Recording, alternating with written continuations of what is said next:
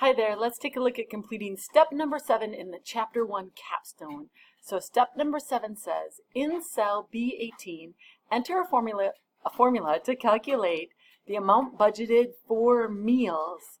The amount is based on the daily meal allowance plus the total travel days. Okay, so I'm going to go to my spreadsheet and I'm going to click in cell B17. So we're going to start with equals, that's the easy part.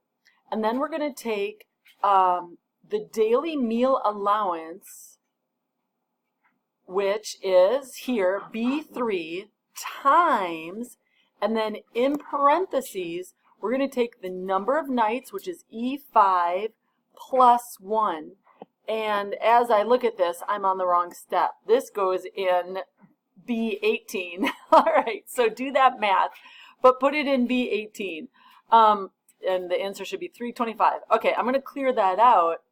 What I mean to complete is hotel accommodations, and that is step 6. So in step 6 it says, enter a formula to calculate the amount budgeted for hotel. It's based on the number of nights times the hotel rate, and then it's got this extra little trick where we have to include the tax rate. Okay, so let's do this one. We're in B17. We're going to type equals, let's see, here's our hotel rate, E6. I'm going to multiply that, so that's the asterisk, multiplied by the number of nights. Now, in the previous steps, we always had to say number of nights plus 1 because we were calculating the number of days. Here, I don't have to calculate the number of days. I'm only paying for the nights, right? It's a hotel. So that part's easy.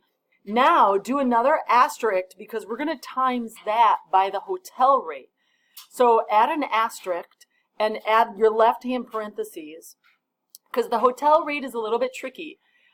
If we just click the hotel rate by itself, it'll calculate 18%.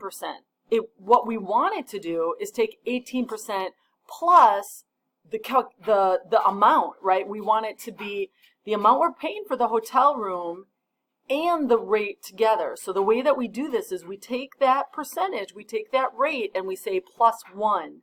And now don't get this confused with all of our other plus 1s, which is always adding a day.